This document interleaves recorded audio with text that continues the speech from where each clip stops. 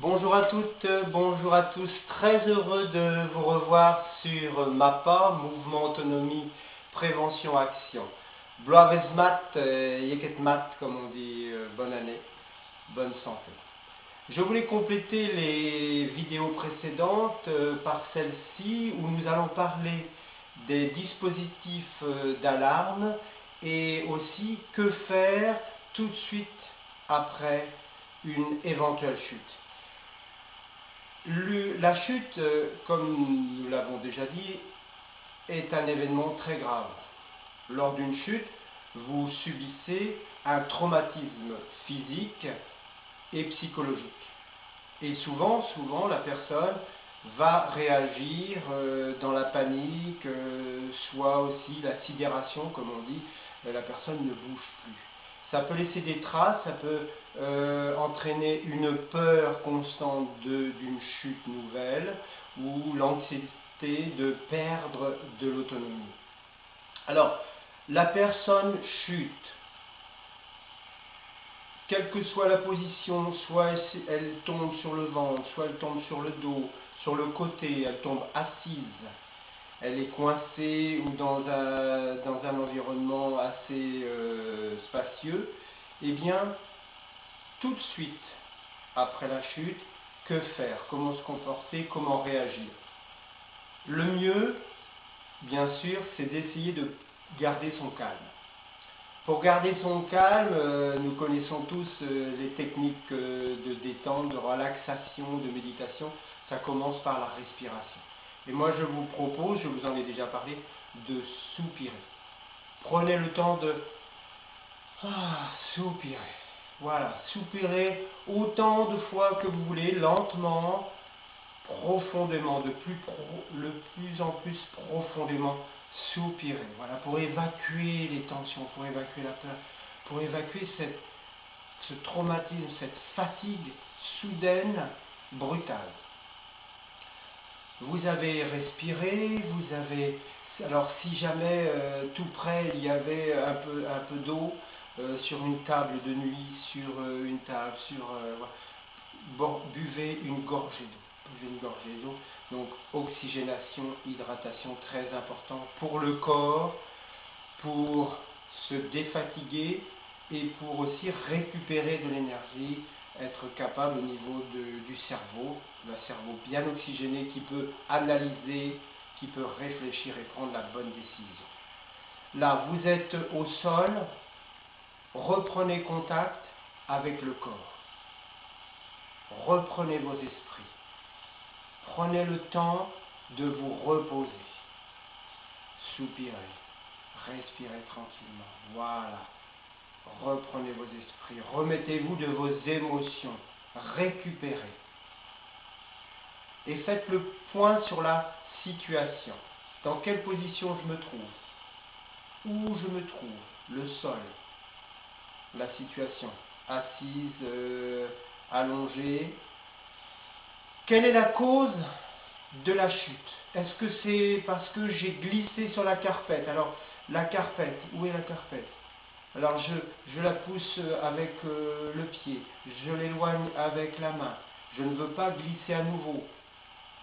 J'ai dérapé sur un objet. Où est cet objet? Est-ce que je le sens? Est-ce que je le vois? Je l'élimine en le poussant de la main, du pied. Voilà. Est-ce que c'est parce que j'ai glissé à cause de la semelle de mes chaussons qui est glissante, mes chaussures? Voilà, j'enlève mes chaussures, j'enlève mes chaussons, je les range de côté de façon à ne pas être gêné. Est-ce que j'ai de l'espace si je veux me redresser, si je veux bouger? Je manque d'espace, alors je pousse avec le pied, avec les bras, tranquillement, en prenant des pauses. Dans l'effort, vous soufflez tranquillement. Toujours lent, ample et régulière, la respiration. Voilà. Et maintenant, comment je me sens? Est-ce que je me sens mal? Est-ce que j'ai des douleurs? Est-ce que je sens mes membres inférieurs? Est-ce que je sens mes bras, mon dos, mon ventre, ma tête? Comment c'est? Est-ce que je me sens capable de me relever? Est-ce que je me sens capable d'utiliser mes bras, mes jambes? Est-ce que je pourrais me remettre à quatre pattes, debout, assis, comme on l'a vu dans le relevé du sol par ses propres moyens? C'est possible. Voilà, faites le point, observez, analysez, réfléchissez. Dans le cas où c'est impossible de vous redresser par vos propres moyens, eh bien, vous avez un téléphone fixe par exemple. Rampez vers le téléphone pour appeler à l'aide. Vous avez un portable. Retrouvez ce portable pour appeler à l'aide. Vous avez peut-être vous êtes en appartement, la porte d'entrée, le palier. Voilà, je glisse, je rampe vers la porte, je l'ouvre tranquillement, je prends mon temps. Je reste calme et serein dans la mesure du possible. Et j'ouvre et j'appelle. Et sinon, je frappe avec un objet contre la cloison, contre la vitre. Je peux crier aussi dans un appartement, vous voyez, les cloisons qui conduisent les sons, qui conduisent les cris. Si c'est dans une maison près de la route, vous pouvez aussi chercher à ouvrir la porte pour appeler à l'aide. Dans ces conditions, vous allez obtenir du secours. Et ce faisant, vous êtes dans l'action. Une action lente, une action réfléchie, une action qui est rationnelle. Voilà. Et ça, c'est très important.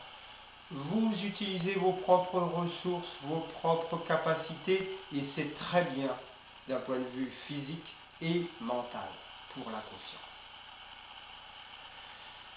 Maintenant, il peut arriver, malheureusement, que ce soit plus difficile. Et là, je vais vous parler des dispositifs d'alarme.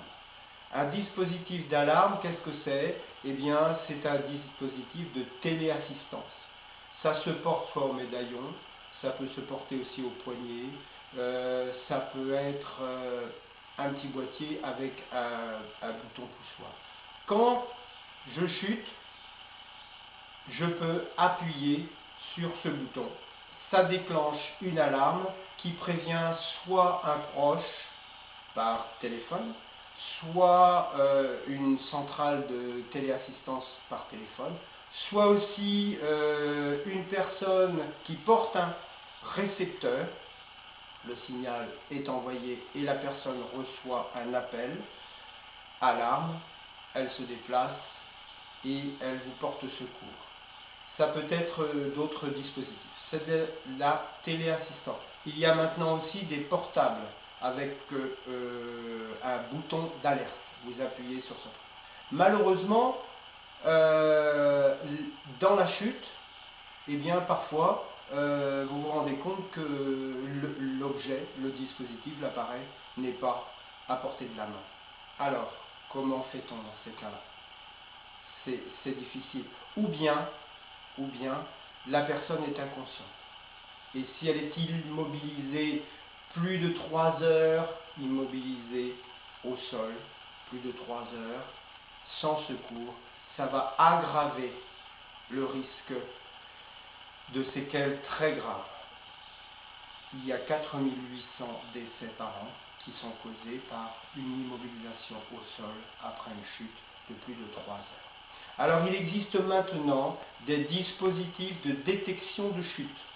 Voilà, ces appareils, vous les portez aussi au poignet, à la ceinture, en médaillon. Et puis à quoi ça sert? Eh bien ça détecte la chute. Soit un dispositif qui va suivre, par exemple, le mouvement de la chute, soudain, brutal, toc. Aussi qui repère, qui détecte l'onde de choc du corps contre le sol. Ça peut être un dispositif aussi qui va détecter une position horizontale du corps prolongée. Ça peut être un dispositif qui va détecter une situation d'immobilisation prolongée avec un arrêt des mouvements de la vie quotidienne, un arrêt des activités. Et puis aussi, vous avez des appareils qui suivent le rythme biologique de la personne, c'est-à-dire elle peut détecter un changement dans le rythme cardiaque, un changement dans la tension artérielle. Et puis vous avez des dispositifs qui vont combiner tous ces systèmes. Alors, ça existe maintenant sur le marché. Ce sont des technologies modernes qui ont un certain coût, un coût certain. C'est à vous de réfléchir, de vous informer, de vous renseigner et de réfléchir, est-ce que j'ai besoin de ce genre d'appareil, soit des dispositifs de téléassistance, voilà, c'est moi qui appuie, soit des dispositifs de détection, ça se fait automatiquement sans que j'agisse. Voyez? Réfléchissez bien, quels sont vos besoins réels? Ça c'est important. Mes besoins réels, quels sont-ils? Voilà. Est-ce que je pense que je suis capable tout seul de me relever? Est-ce que je sens que j'ai besoin d'aide ou est-ce que je pense qu'il vaut mieux que j'achète un appareil très perfectionné et parce que j'ai beaucoup de risques de chute et je pense que je ne peux pas m'en réussir toute seule. Voilà, c'est à vous de bien réfléchir pour rester toujours dans le confort, dans la sécurité, dans la sécurisation. Voilà, et garder confiance en vous, avoir une vie comme agréable, l'esprit libre, détendu. Pensée, respiration, hydratation, entretien physique pour la force, pour l'équilibre, l'alimentation équilibrée, le suivi médical. Voilà, super. C'est bon pour la santé, c'est bon pour le moral. Merci de votre fidélité. Commentez cette vidéo. Posez toutes les questions que vous désirez, je vous répondrai. La prochaine vidéo sera consacrée à comment aider une autre personne qui a chuté à se relever. Super. En attendant, ciao. Kenavo Arvéchal.